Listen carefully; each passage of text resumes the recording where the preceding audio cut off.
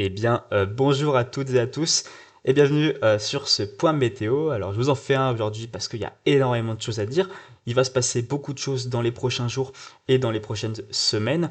On va avoir une douceur record, une douceur historique qui va toucher notre pays, notamment pour mercredi 12, jeudi 13 et vendredi 14 novembre. Ensuite, il y a des orages qui vont arriver. Et puis ensuite, comme je vous l'avais prévu dans mon précédent point météo, une descente polaire qui devrait débouler sur l'Europe et sur la France. Donc avant de commencer mon point météo, j'aimerais particulièrement vous remercier pour tout le soutien que vous m'avez donné dans ma dernière vidéo YouTube et ma première vidéo YouTube. Vraiment, je m'attendais jamais je me serais attendu à toucher autant de monde. J'ai presque atteint les 1000 vues, donc en tout cas merci à tous du soutien, merci à toutes les personnes qui se sont abonnées ou qui ont aimé le contenu que je vous ai proposé. En fait, ça motive juste en fait à donner le meilleur de moi-même pour continuer sur cette lancée et vous proposer du contenu qualitatif qui vous permet de vous informer de la situation à venir. Donc pour commencer, bon, on va tout de suite directement rentrer dans le vif du sujet. Je vais vous présenter la synoptique générale, la synoptique actuelle. Qu'est-ce qui va se passer là dans les prochains jours? Eh bien, vous l'avez sûrement vu, je ne vous invente rien. On va avoir une douceur record, une douceur exceptionnelle qui arrive, qui était déjà mise en place et qui va d'autant plus se renforcer, notamment pour jeudi, pour demain sur notre pays. Une douceur exceptionnelle en raison d'un système dépressionnaire là, qui vient se loger juste aux portes de l'Europe de l'Ouest, vraiment plutôt sur l'Atlantique. Cette dépression qui a été renommée Claudia par les services espagnols. Et cette dépression, elle va avoir pour effet de nous ramener un puissant flux de sucre, non, un anticyclone sur l'Europe, une dorsale anticyclonique, mais surtout un puissant flux de sud qui va nous ramener une masse d'air bouillante. Je vais vous présenter les températures à 850 hectopascales, donc à l'altitude 1500 mètres, là c'est les températures de la masse d'air. Oui, on ne rêve pas, vous ne rêvez pas, on est bien sur du 16 degrés à 850 hectopascales à une mi-novembre. C'est une masse d'air tout simplement record, ça n'avait jamais été vu. On est sur du 12, 13, 14 degrés d'anomalie au niveau de la masse d'air. Est-ce que vous vous rendez compte? 16 degrés, une masse d'air de 16 degrés, c'est une masse d'air qui est considérée comme chaude en plein été, fin juillet. Et bien là, on a cette masse d'air à la mi-novembre. Et évidemment, une masse d'air pareille au sol, ça se fait ressentir avec des températures extrêmement douces, voire même chaudes, hein. On peut dire le mot chaude pour la période. Alors, pas à Rompi. Tac. En plein écran sera plutôt plus facile. Des températures extrêmement chaudes. Regardez par exemple les après-midi. L'après-midi du jeudi 15 novembre, les températures maximales. Alors, j'ai pas mis les valeurs. On va plutôt mettre les valeurs, ça sera plus pratique quand même. Ah, allez, température à 2 mètres, voilà. Hop, des températures qui sont dignes d'un été, tout simplement. Notamment là dans le département des Pyrénées-Atlantiques, 25, 26, voire même localement 27 degrés qui pourront être atteints. Globalement sur une plus grosse partie du pays, par exemple sur tout le quart sud-ouest dans la région Nouvelle-Aquitaine, les 21, 22, 23 degrés qui pourraient être atteints. Et c'est cette douceur qui remonterait au niveau des Pays de la Loire, Sud-Région Centre, sur une grosse partie finalement de la moitié ouest, les 20 degrés qui seraient atteints assez facilement, 17-18 degrés. Globalement, sur une plus grosse partie du pays, c'est des températures absolument pas anodines pour la période, on est quand même à la mi-novembre. Et surtout, ce qui, je vais attirer votre attention, c'est sur les températures minimales. Là, c'est vraiment historique, enfin c'est exceptionnel ce qui va se passer. Des températures minimales qui pourraient être considérées comme chaudes, euh, comme des températures minimales de journées chaudes d'été. 16, 17 degrés en Nouvelle-Aquitaine, ça remonterait cette douceur des températures minimales jusqu'au sud de la région centre avec 16, 17 degrés qui pourraient être atteints. Et puis surtout,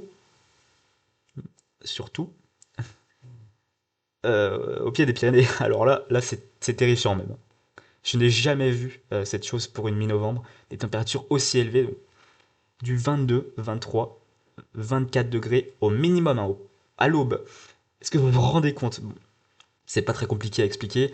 On a vu ce puissant flux de sud, donc, et quand ce vent de sud se heurte à les Pyrénées, par effet de fun, on a des températures extrêmement douces de l'autre côté des Pyrénées. Et voilà, tout simplement des nuits caniculaires, des nuits tropicales, on va avoir des nuits tropicales au pied des Pyrénées pour jeudi aussi, vendredi si je dis pas de bêtises. Mais ce sera surtout la journée de jeudi matin, donc demain, ça sera vraiment terrifiant. Mais vendredi, regardez aussi. Des températures aussi extrêmement élevées là, au pied des Pyrénées. Bon, en tout cas, on est vraiment sur une situation voilà, de fin septembre, enfin, pas du tout normale pour la mi-novembre. Des températures maximales globalement sur tout le pays, aux alentours des 20-21 degrés. C'est des températures de mi-septembre. Des températures minimales extrêmement élevées, hein, 17-18 degrés des fois qui peuvent être atteints dans le sud-ouest. C'est pareil, c'est même des températures de chaudes journées d'été. On a une configuration qui n'est absolument pas de la période, hein, je peux le dire. Et aussi, autre petit point, donc là on va passer sur la suite, une masse d'air record qui va ensuite être balayée par de l'air plus océanique, plus frais. On va passer en l'espace de quelques jours d'une masse d'air à 850 hectopascales de 16 degrés à une masse d'air en 2 jours seulement de 6, 4, 6, 8 degrés. Donc on a un conflit de masse d'air qui va arriver sur notre pays et évidemment des situations à conflit de masse d'air avec un flux de sud-sud-ouest. En été, on connaît ces classiques. Ça donne des orages, voilà, comme résultat, ça donne des orages. Donc on attend des orages, notamment pour la journée du vendredi et du samedi 14 et 15 novembre. Alors, donc la synoptique est totalement propice au développement des orages. J'ai vu aussi sur WRF, on aura de l'instabilité. Bon, une instabilité forcément pas très élevée, hein, forcément, à cette période de l'année, le soleil ne peut pas réchauffer autant les basses couches qu'en fin de printemps, début d'été, mais quand même avoir des valeurs d'instabilité comme ça, entre 1000, localement, allez, 1500 de cake pour une mi-novembre, c'est absolument pas anodin, il faut quand même en parler. Donc, voilà, on attend des orages entre vendredi et samedi. Alors vendredi sera plutôt sur une bande centre-ouest du pays, et pour samedi, ça sera plutôt entre le centre et l'est. Voilà, des orages qui vont se déplacer dans un sens logique, qui pourrait d'ailleurs être un petit peu plus fort le samedi, affaire à suivre. Là, ce que WRF voit, c'est des belles cellules orageuses. Alors, à Rome, il voit pas assez loin, je crois. Ah, Rome, il voit... Non, il voit pas assez loin, malheureusement. Peut-être que sur ICMO, on peut mieux voir. Des petits orages là pour vendredi. Et pour samedi, ça pourrait se renforcer sur centre et l'est du pays, et peut-être aussi voilà, dans la région centre, à voir la localisation pour l'instant. Bon, les orages, vous savez très bien, c'est pas des prévisions qui se font 3-4 jours à l'avance. Là, voilà, j'établis juste une tendance. Oula, oui. Là, par exemple, CH2, il voit. Là, tous ces petits points, là, c'est des petites cellules orageuses. Voilà, ça peut être un petit peu intéressant. Un dernier sursaut de la saison orageuse pour la mi-novembre. Et ensuite, donc là, j'ai abordé 2 points. Et ensuite, qu'est-ce qui va se passer? Eh bien, vous le savez, je vous l'avais présenté dans mon précédent point météo. Je vous avais alerté en fonction, voilà, je vous avais déjà prévenu des paramètres favorables avec une MJO favorable et des vents zonaux très faibles pour la période, qui sont d'ailleurs encore affaiblis hein, là, sur les dernières modélisations. On serait plutôt sur du 5 mètres par seconde là, aux alentours du 25 novembre. Je vous avais prévenu de possibles coulées froides. Eh bien, c'est ce qui va se produire.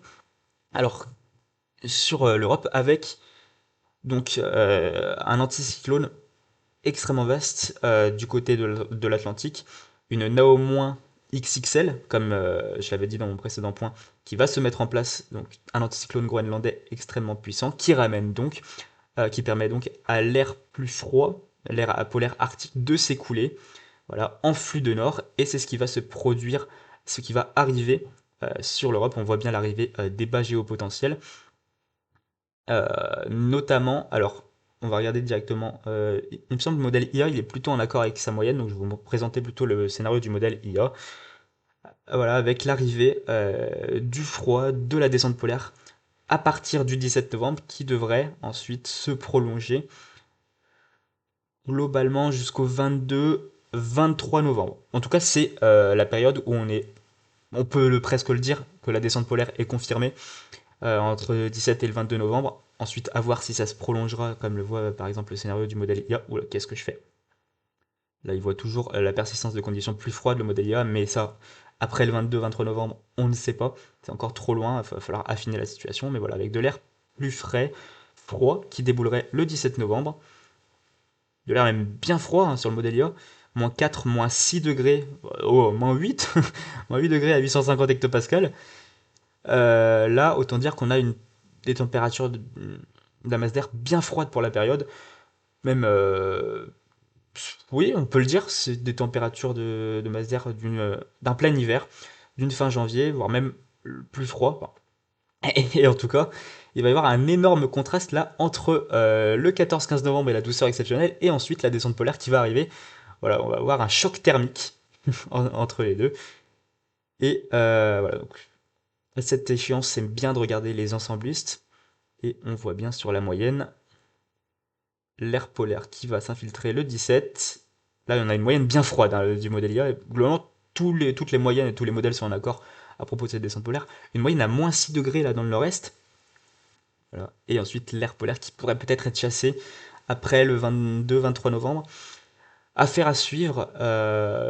Mais en tout cas, ça fait plaisir de voir ce genre de scénario. Là, on va passer sur les tableaux. Ça peut bien récapituler qu'est-ce qui va se passer. Donc la grosse douceur, qui est prévue par tous les runs pour le 12, 13 et 14 novembre. Et ensuite, maintenant, les scénarios froids sont largement majoritaires. Surtout, là, regardez, aux alentours du 20-21, la moyenne du modèle IA, la moyenne de 50 runs différents, est à une masse d'air de moins 5 degrés. Et une masse d'air de moins 5 degrés, ça permet, c'est tout juste, mais ça le fait, ça permet de la neige en pleine. Et oui, donc, entre le 17 et le 22 novembre, peut-être qu'on va pouvoir s'attendre à de la neige en pleine, des confinés-jeux. Ça, évidemment, je ne peux pas le prévoir maintenant, c'est beaucoup trop tôt. Hein, les confinés-jeux, ça se prévoit allez, à J-4, mais réellement, ça s'affine à J-2, J-1. Ça se prévoit avec plus de précision à cette échéance-là. Là, pour l'instant, on est encore beaucoup trop loin, donc je ne vais pas pouvoir vous dire s'il y aura de la neige ou pas jusqu'en pleine, mais en tout cas, au niveau de la température de la masse d'air, c'est propice. Voilà, on a la moitié des runs qui sont en dessous de moins 5, donc qui pourraient voir du froid suffisant pour supporter de la neige en pleine. À voir. En tout cas, ce qui est sûr, c'est qu'on va voir le retour des conditions hivernales entre le 17 et le 22, et puis aussi, regardez juste après le 23-24. Bon, là, on ne sait plus, en fait, on a la moitié des scénarios qui voient la persistance de conditions froides, la moitié qui voient peut-être des conditions plus océaniques, voire même très très douces. Bon, évidemment, c'est des runs isolés. Mais en tout cas, ce qui fait plaisir à voir, c'est que les scénarios doux sont extrêmement minoritaires. On a 3-4 runs qui voient des scénarios un petit peu plus doux, plus océaniques, et les 50 autres runs, les 45 autres runs, ils voient du froid. Donc voilà, ça fait plaisir à voir. Et je peux vous montrer les ensemblistes de tous les modèles. Globalement, il n'y a pas grand-chose de différent. Là, la moyenne GFS, avec voilà, du moins 4, moins 6 degrés sur le nord-est. En moyenne, hein, la moyenne de 30 runs. Les tableaux, c'est pareil. Hop, on va mettre une ville du nord-est. Allez, on va mettre Metz. Et là, je pense que ça va être encore plus parlant. Ascendant. Non, pas ça. Oh, mais qu'est-ce que je fais là? Température à 850 pascal. Ascendant. Voilà, bon, bah là pour mettre la moyenne, voilà, moins 5, moins 6 degrés. Le scénario froid, voilà, sont très largement majoritaires, voire même total. Il n'y a plus de scénario doux. Il n'y a plus de scénario au-dessus de 0 degré, au-dessus de 2 degrés. Fait plaisir à voir. Et puis voilà, bah, je pense que je vous ai tout dit pour la situation qui va arriver dans les prochains jours et dans les prochaines semaines. On peut regarder les diagrammes par exemple. Toujours la ville de Lyon parce que c'est par là que je suis, dans le centre-est en Auvergne-Rhône-Alpes. Et voilà, on a une moyenne bien froide, hein, entre moins 4, moins 5 degrés. Globalement, les scénarios doux entre la période du 17 et du 23 sont extrêmement minoritaires. Voilà, c'est plutôt les scénarios froids qui l'emportent. L'arrivée de conditions plus hivernales, et on voit par exemple sur GFS qui voit possiblement de la neige en pleine, voilà, des probabilités de 20-30% de neige en pleine, hein, parce que là j'ai mis pour la ville de Lyon, avec voilà, peut-être. Bon, ça sert à rien de regarder. L'échéance est encore trop lointaine, hein. Faudra commencer à regarder pour la neige à partir du 16-17 pour voir s'il va pas en avoir le 18, 19, 20 dans cette période-là. Mais en tout cas, sachez qu'avec une masse d'air aussi froide, la neige en pleine, c'est totalement possible. Et ça sera évidemment un point que je vais, un paramètre que je vais beaucoup surveiller. Par exemple, est-ce que GFS lui voit de la neige en pleine? Je dis vite fait, je regarde, hein. Ouais, plutôt sur les massifs, là, GFS. Bon, après, GFS n'est pas du tout le meilleur scénario. Il a un scénario qui est au-dessus de sa moyenne. On va plutôt regarder le modèle IA qui est plutôt en accord avec son ensembliste. Hop, sur le pays, est-ce qu'il voit de la neige, lui? Oula oui, oula oui, là, pour le 21 novembre, bah, comme l'année dernière finalement. Comme l'année dernière, on avait eu le 21 novembre 2024 à peu près une synoptique similaire, hein. Descente polaire, on avait eu la tempête Caetano qui s'était infiltrée sur notre pays, qui avait apporté un beau conflit neigeux, notamment sur la moitié nord, et plutôt du vent sur la moitié sud. Moi j'étais con si on n'avait pas le vent, bon, c'était un petit peu nul, bon, c'était quand même sympathique. Voilà, bon, pour la même période, peut-être le 21 de la neige. Bon, c'est beaucoup trop loin, évidemment, là, c'est juste. Ça sert juste à rien de regarder ça à l'heure actuelle. Mais voilà. Bon, je pense vous avoir tout dit. En tout cas, je vous remercie à tous d'avoir suivi ce point météo. À bientôt pour un prochain point météo. Ou peut-être que j'aborderai le thème de la neige, hein, si j'en fais un ce week-end, on verra bien. Mais voilà, bah, en tout cas, merci à tous d'avoir suivi ce point. Et puis, bah, je vous dis à bientôt. Allez, ciao, ciao.